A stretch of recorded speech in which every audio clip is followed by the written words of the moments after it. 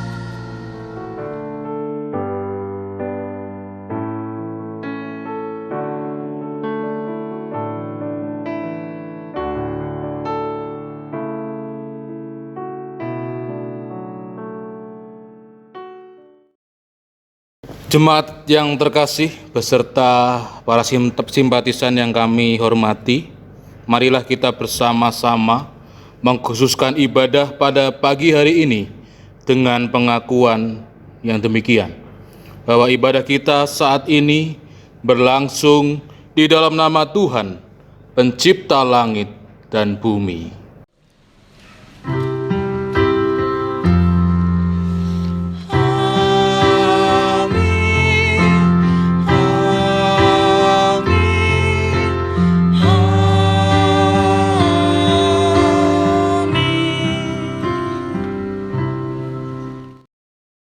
Kasih karunia dan damai sejahtera dari Allah Bapa kita dan Tuhan Yesus Kristus menyertai saudara dan besertamu.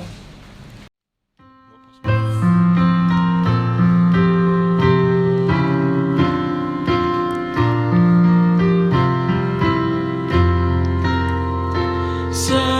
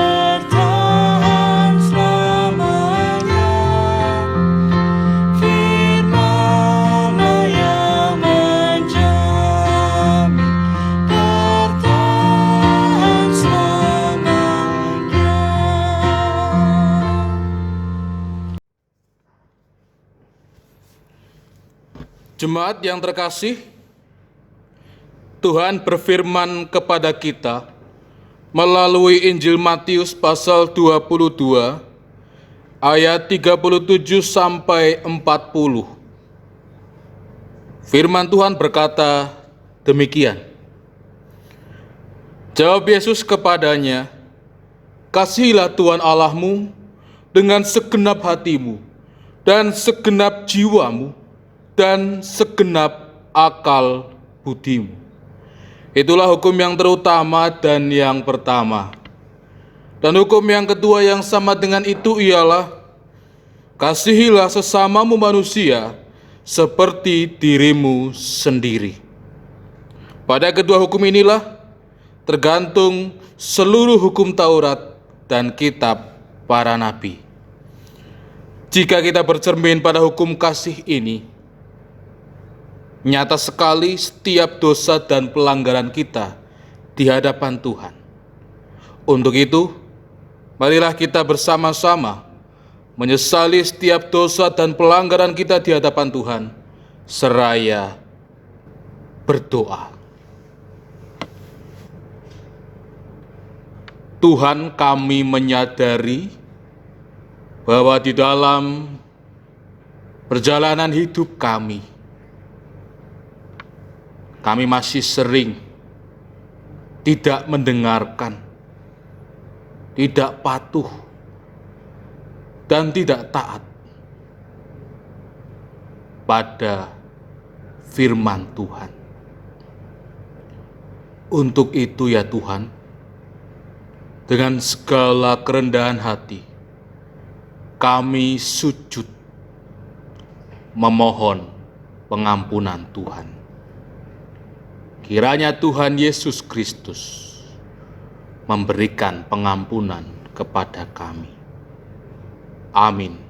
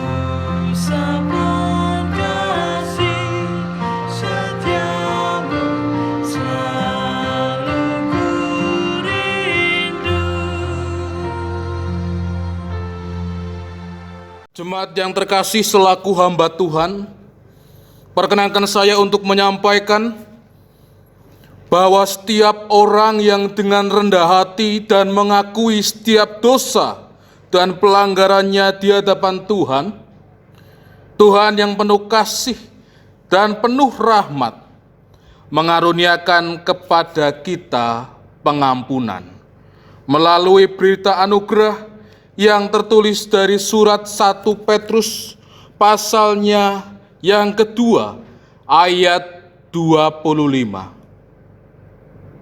Sebab dahulu kamu sesat seperti domba, tetapi sekarang kamu telah kembali kepada Gembala dan pemelihara jiwamu. Demikianlah berita anugerah dari Tuhan.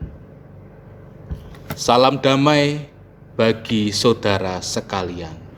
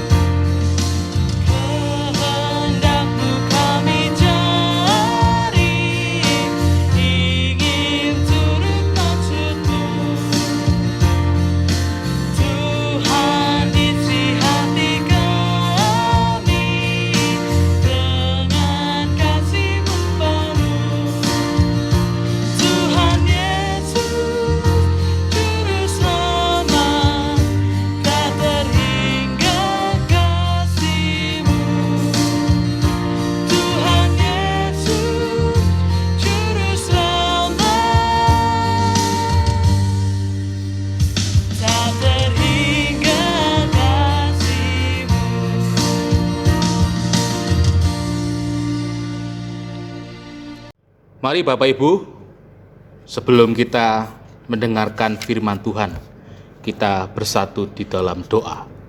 Mari kita berdoa. Kami datang ya Tuhan, di dalam kerinduan kami, di dalam keinginan kami untuk mendengarkan firman-Mu. Kiranya Tuhan berfirman kepada kami. Untuk itu ya Tuhan, saat ini kami telah menyiapkan diri kami. Kiranya Tuhan membuka mata hati kami dengan Roh Kudus-Mu, sehingga ketika kami membaca, ketika kami mendengarkan, dan ketika kami merenungkan firman-Mu, kami senantiasa terarah kepada kehendak-Mu saja. Berkati hamba-Mu yang penuh dengan cacat dan celah ini, di dalam menyampaikan firman-Mu, kiranya Roh Kudus dan kebijaksanaan dari-Mu saja yang menuntun hidupnya. Di dalam nama Kristus Yesus, Gembala kami yang hidup, kami berdoa. Amin. Bapak Ibu Saudara yang terkasih di dalam nama Tuhan, bacaan kita pada pagi hari ini diambil dari Injil Yohanes pasal 10 ayat pertama sampai ayatnya yang ke-10. Injil Yohanes pasal 10 ayat pertama sampai ayat yang ke-10. Demikianlah firman Tuhan. Aku berkata kepadamu, sesungguhnya siapa yang masuk ke dalam kandang domba dengan tidak melalui pintu, tetapi dengan memanjat tembok, ia adalah seorang pencuri dan seorang perampok. Tetapi siapa yang masuk melalui pintu, ia adalah gembala domba.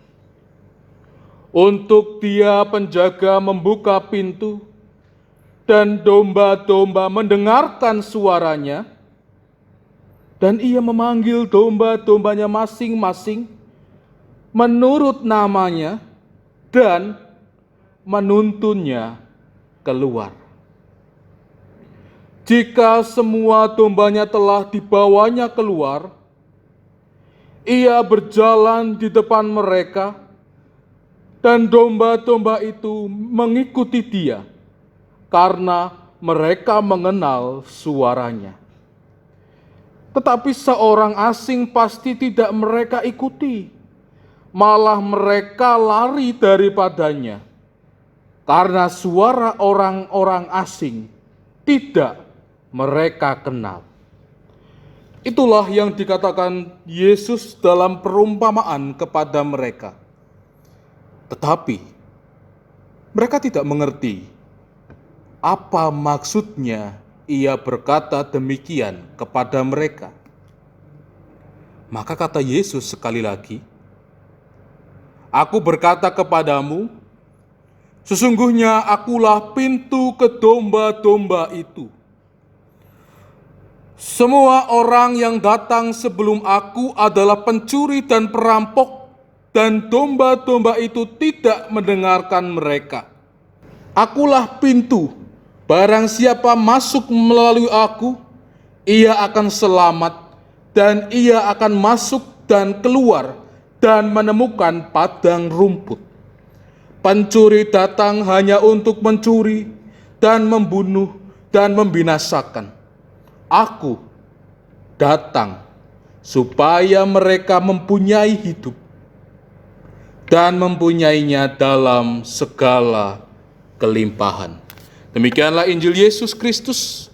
Yang berbahagia adalah setiap kita yang mendengarkan dan yang memeliharanya. Haleluya.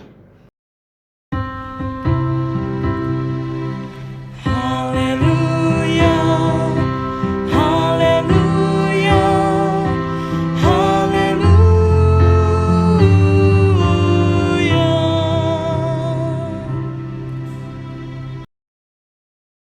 Bapak Ibu Saudara yang terkasih di dalam nama Tuhan, ada sebuah cerita menarik dari sebuah gereja yang berada di kota Dublin. Gereja itu bernama Gereja Santo Patrick Cathedral. Gereja ini cukup unik Bapak Ibu karena ada satu bagian dari gereja ini yang menarik perhatian saya.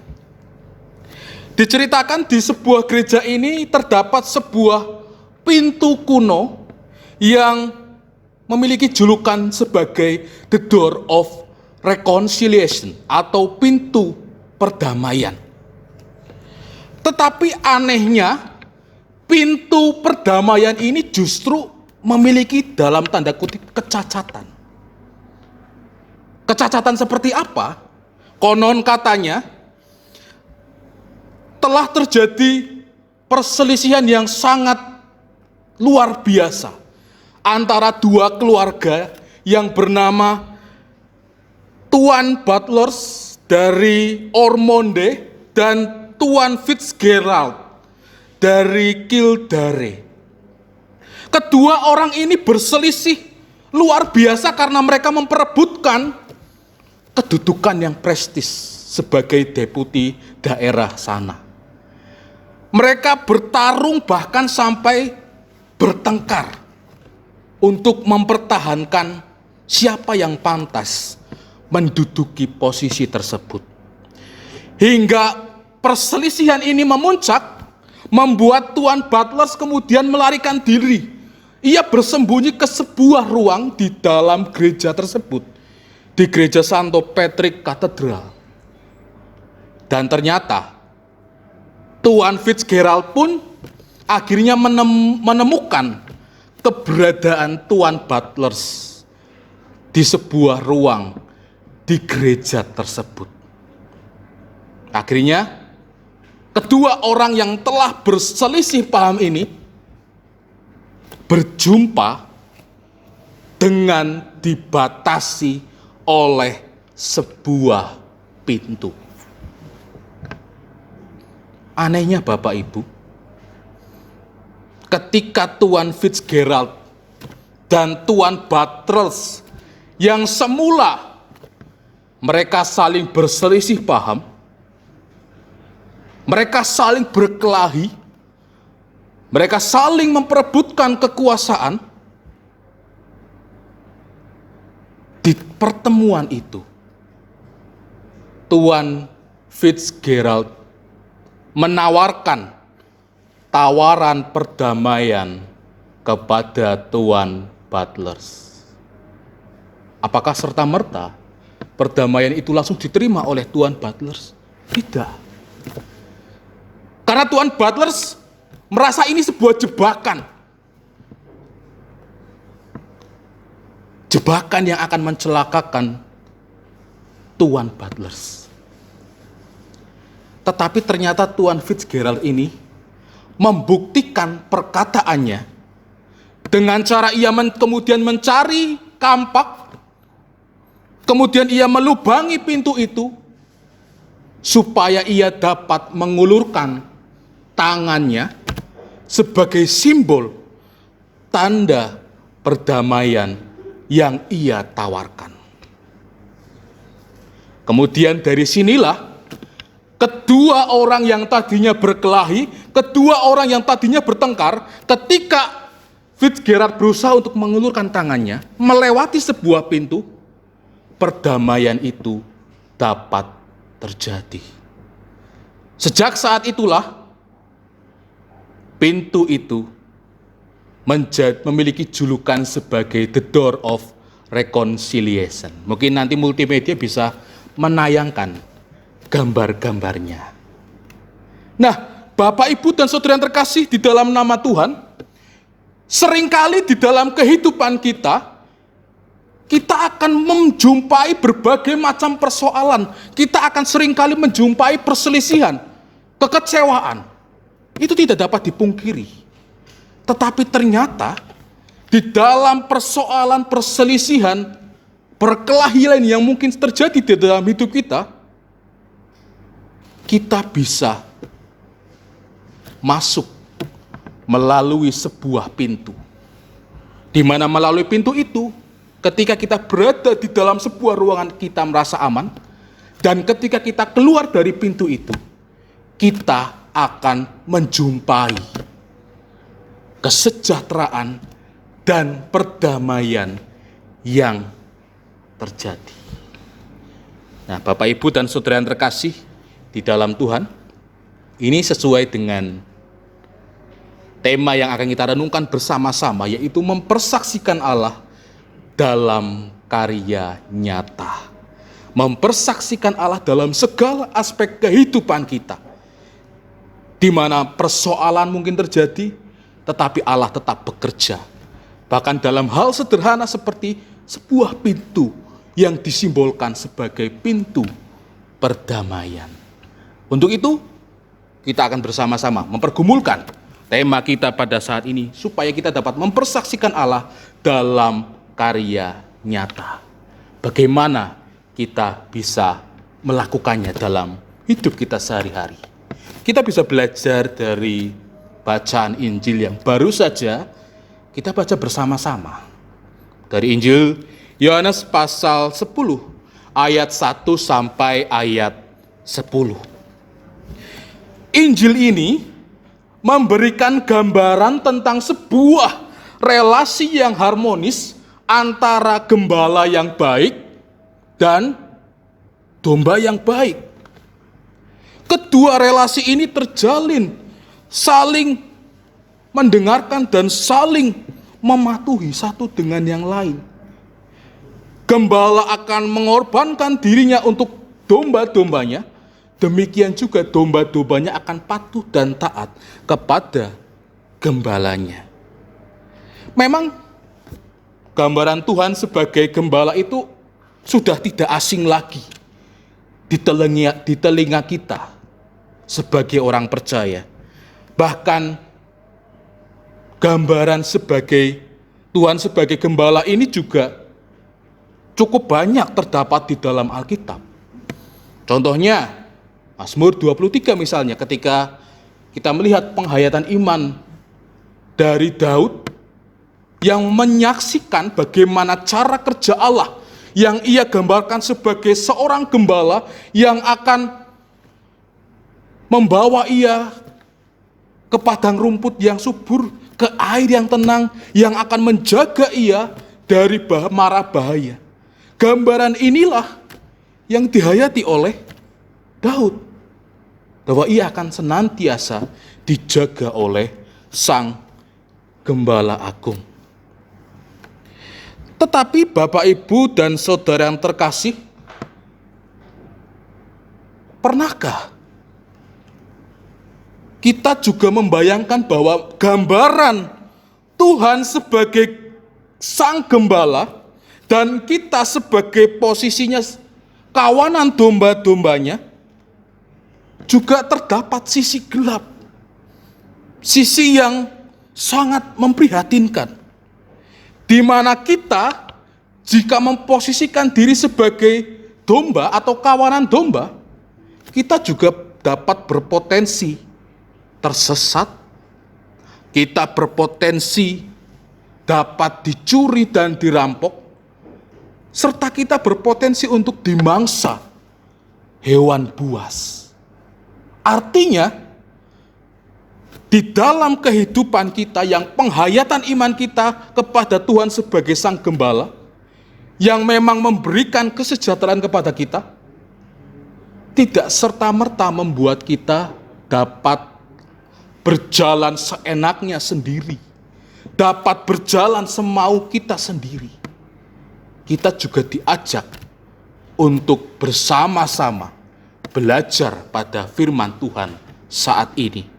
Ada dua hal yang dapat kita pelajari, supaya kita sebagai kawanan domba Allah dapat terhindar dari segala mara bahaya tersebut. Yang pertama, Bapak Ibu, yang perlu kita pelajari adalah kita diajak untuk dapat mendengarkan suara Sang Gembala dan mengikuti setiap arahan dari Gembala. Mungkin bagi kita yang hidup saat ini agak sulit untuk membayangkan bagaimana sih domba itu yang mendengarkan suara Gembala. Bagaimana sih domba itu yang mengikuti arahan dari gembalanya. Bukankah gembala saat ini atau domba-domba yang saat ini yang sering kali kita lihat itu terkadang tidak manut, terkadang tidak jinak seperti yang tertulis di dalam Alkitab ini. Nah, dari sini kita perlu melihat konteks domba dan gembala yang tertulis di dalam Alkitab ini. Bahwa domba yang biasanya kita lihat itu adalah domba yang dirawat, domba yang dipelihara hingga usia tertentu. Domba itu akan dijual, dipotong, dan kemudian dijadikan sate balibul atau sate di bawah 5 bulan. Artinya hidupnya tidak lama, hanya sebatas usia tertentu atau bobot tertentu. Tetapi domba yang ada di dalam Alkitab ini berbeda, karena kawanan domba ini umumnya dipelihara dan diambil bulu wolnya serta diambil susunya, sehingga kawanan domba ini kemudian akan memiliki masa hidup yang cukup lama. Ia akan bersama-sama dengan gembalanya cukup lama, berbeda dengan domba yang sering kali kita lihat. Artinya di sini domba-domba ini akan sering kali berjumpa dan sering kali hidup bersama dengan gembalanya. Seorang misionaris bernama William McClure di dalam bukunya yang berjudul The Land and the Book menjelaskan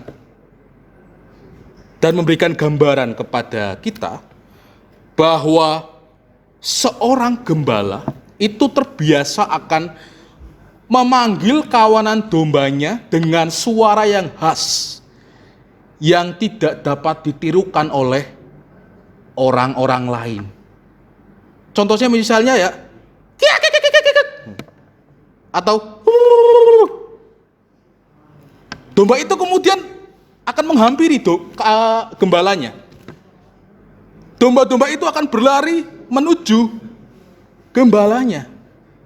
Mungkin seperti video yang dapat kita lihat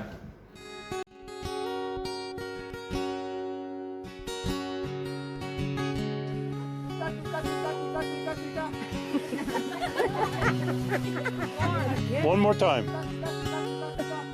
Oh, one is.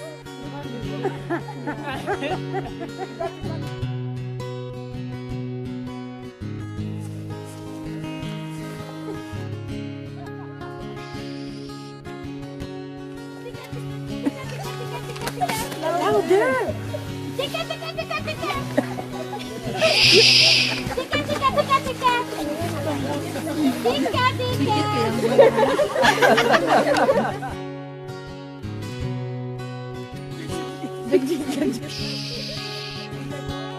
Tika, tika, tika, tika!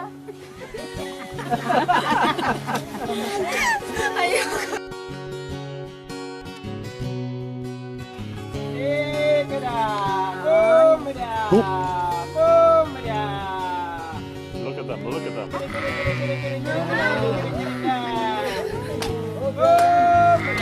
Isn't that amazing? They are coming. Oh my God. Woo! Oh my God. I can't believe it. Oh my God. This is my surprise. Oh my God. This is amazing. Nah, dalam hal ini, gambaran Tuhan sebagai seorang gembala dan kita sebagai kawanan domba, gambarannya seperti itu, bahwa gembala yang baik akan merawat dan menjaga kawanan dombanya dari kelaparan, dari segala mara bahaya. Tetapi di sisi lain, domba-dombanya pun mendengarkan suara unik atau suara khas dari sang gembala. Bapak, Ibu, Saudara yang terkasih di dalam Tuhan, jika kita saat ini adalah kawanan domba Allah atau umat-umat Allah yang dipelihara oleh Allah, yang dituntun oleh Allah menuju padang rumput yang hijau, serta air yang tenang, itu memang menjadi jaminan kita sebagai orang percaya. Tetapi jaminan itu bukan saja menjadi modal, tetapi juga sekaligus menjadi panggilan kita untuk senantiasa dapat mendengarkan suara khas dari sang gembala. Jika gembala agung kita adalah Tuhan, tentu suara itu terdapat di dalam Alkitab yang kita baca setiap hari, yang kita renungkan bersama-sama. Dari sinilah kita diajak untuk mendengarkan suara Tuhan, mendengarkan suara sang gembala yang menuntun kita supaya kita dapat menuju padang rumput yang hijau. Disinilah kita diajak untuk melatih kepekaan kita setiap hari. Kita pasti akan dapat membedakan mana suara gembala kita, mana suara gembala agung kita, mana suara perampok yang hendak mencelakakan hidup kita. Mendengarkan firman Tuhan dan mengikut perintah-perintahnya menjadi modal utama bagi kita supaya kita dapat menyaksikan Allah dalam karya yang nyata. Itu yang pertama. Yang kedua, Bapak, Ibu, dan Saudara yang terkasih, supaya kita dapat menyaksikan Allah di dalam karya yang nyata, kita juga diajak untuk masuk dan keluar melalui pintu, yaitu pintu Kristus. Ayat yang ke-9 memperlihatkan gambaran yang diberikan oleh Tuhan Yesus tentang dirinya, bahwa dirinya di satu sisi ia adalah sebagai seorang gembala, tetapi di sisi lain ia juga menjadi sebuah pintu.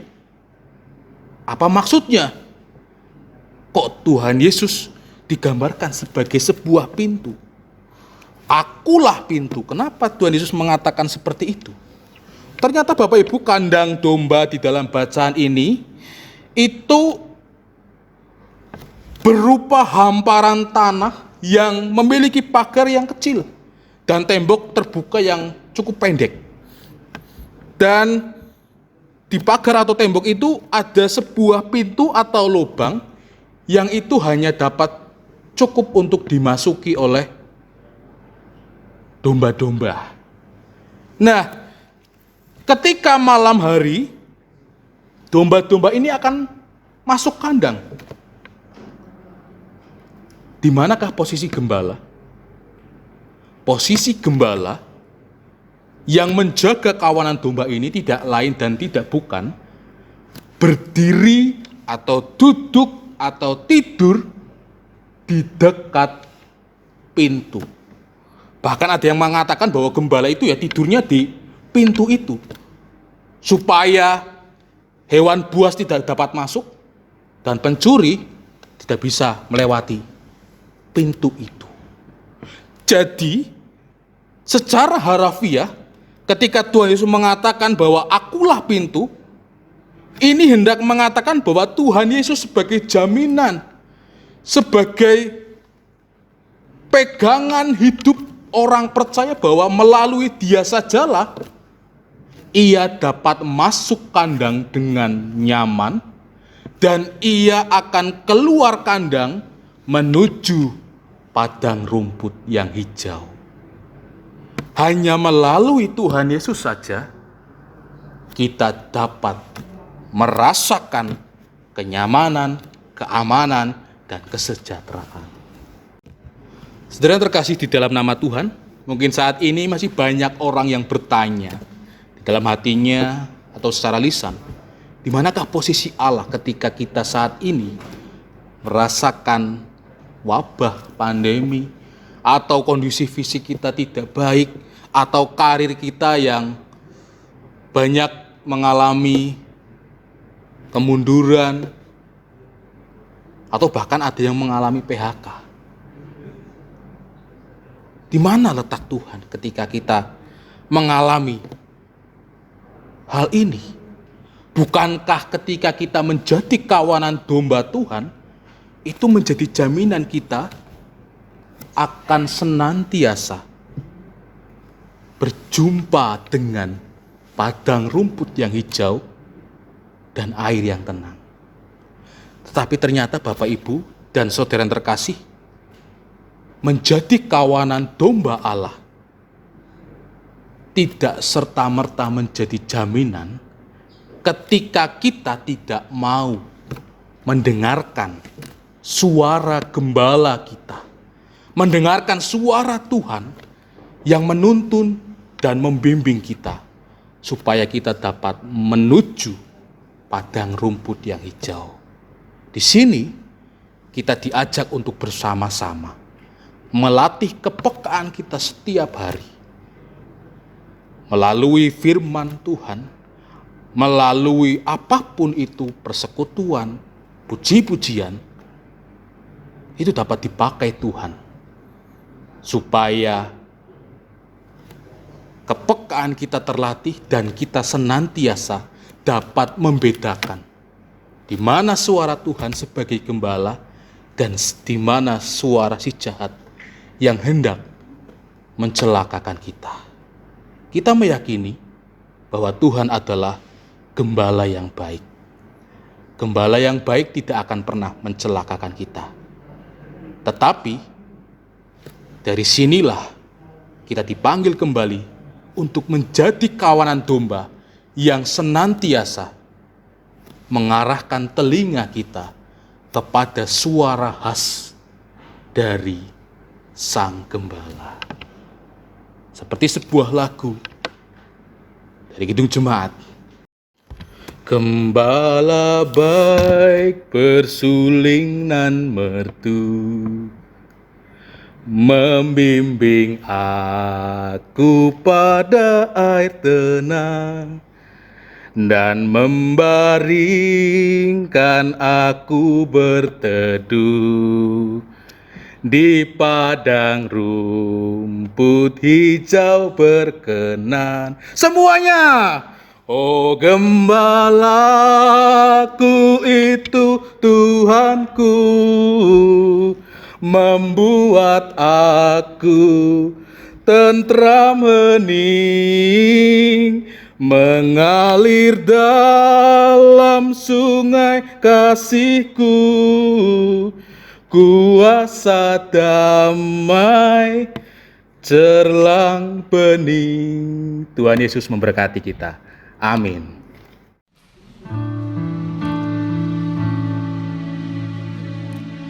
Betapa besar kasih pengampunanmu Tuhan, tak kau pandang hina hati yang hancur.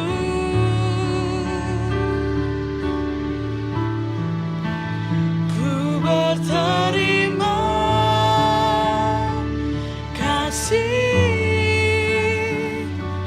kepadamu ya Tuhan, pengampunan yang kau beri pulihkanku.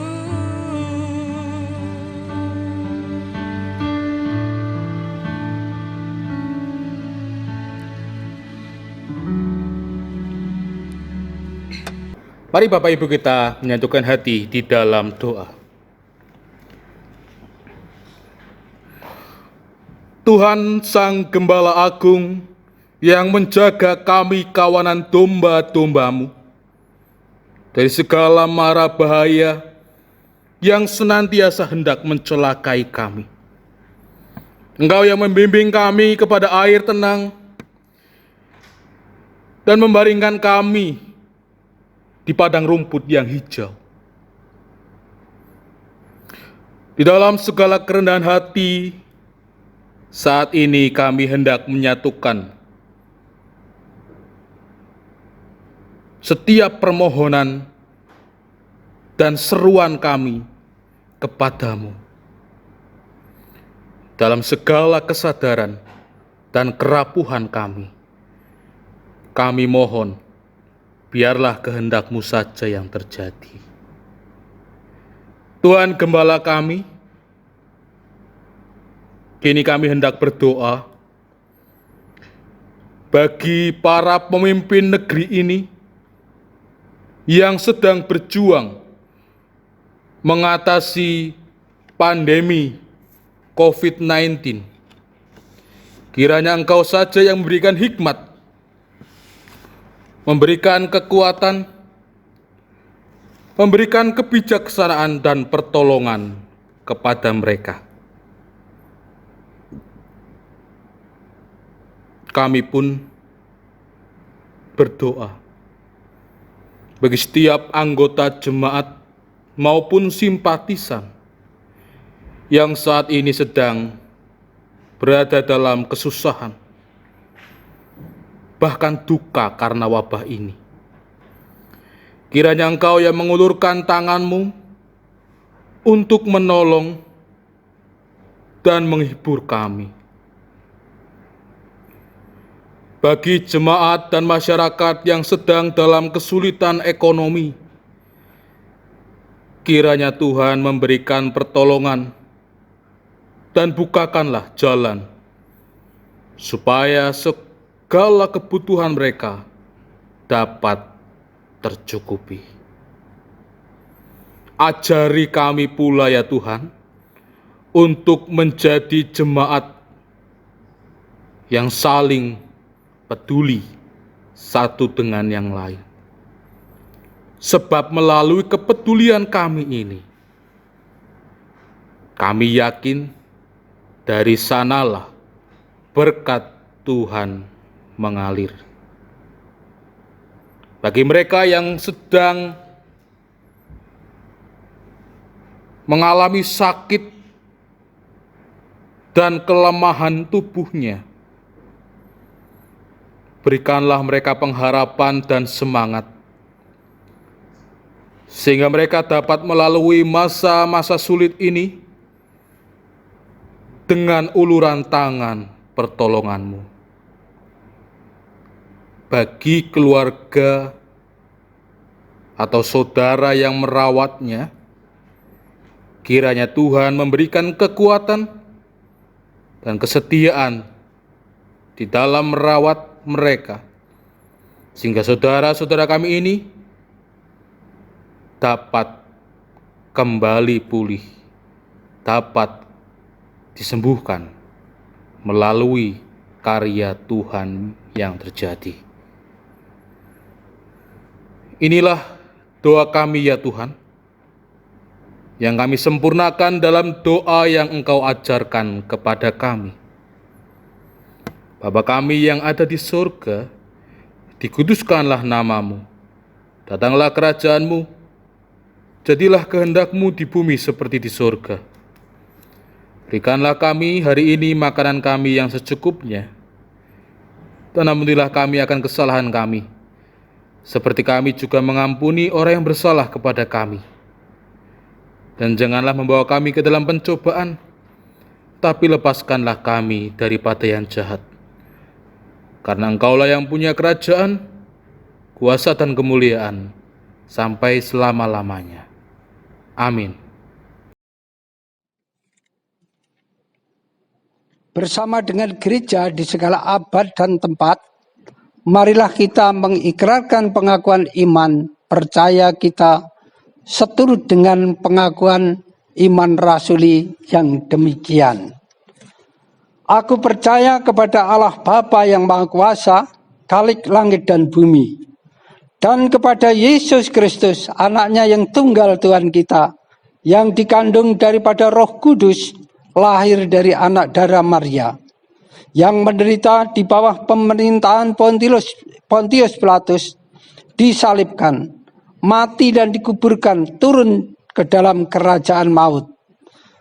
Pada hari yang ketiga, bangkit pula dari antara orang mati, naik ke surga, duduk di sebelah kanan Allah Bapa yang Maha Kuasa, dan akan datang dari sana untuk menghakimi orang yang hidup dan yang mati.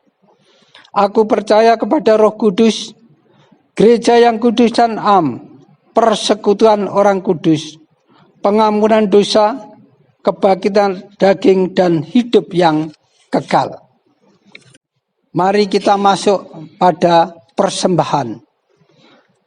Jemaat Tuhan, marilah kita menaikkan syukur kita kepada Tuhan, sumber berkat yang kita ambil dari Roma pasal 12 ayatnya yang 1. Demikian sabda Tuhan. Karena itu saudara-saudara, demi kemurahan Allah, aku menasihatkan kamu, supaya kamu mempersembahkan tubuhmu sebagai persembahan yang hidup, yang kudus, dan yang berkenan kepada Allah. Itu ibadahmu yang sejati. Persembahan dapat dimasukkan ke dalam amplop dengan diberi keterangan tanggal ibadah keluarga, dan dimasukkan ke dalam kotak persembahan atau melalui kantor gereja setiap hari Senin sampai Jumat pada jam 9 sampai jam 14 WIB. Demikian juga persembahan persepuluhan, syukur dan pengembangan. Persembahan juga bisa ditransfer ke rekening BTN nomor 00118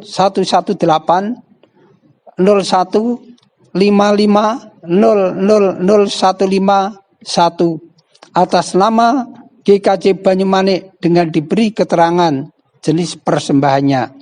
Misalnya persembahan istimewa, persembahan bulanan disertai nomor kelompok.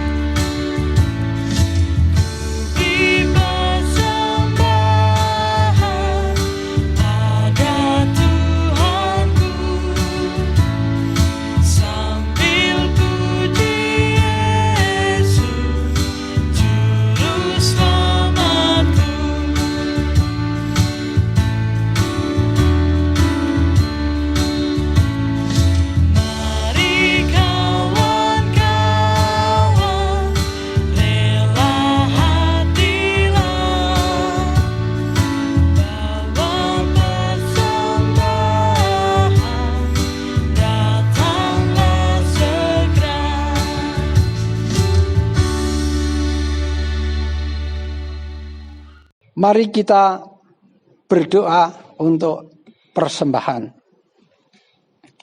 Kembali kami menghadap kehadirat-Mu ya Tuhan Allah Bapa di surga. Kami mengucap syukur dan terima kasih atas pemeliharaan Tuhan di dalam kehidupan kami.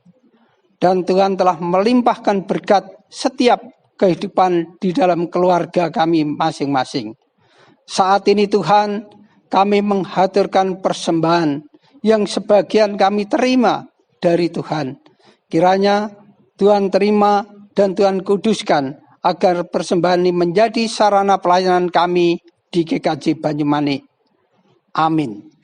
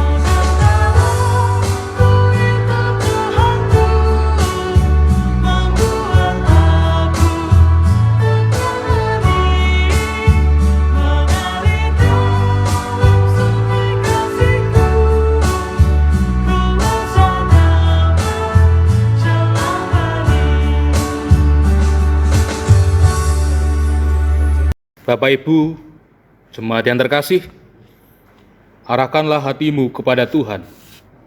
Kami mengarahkan hati kami kepada Tuhan.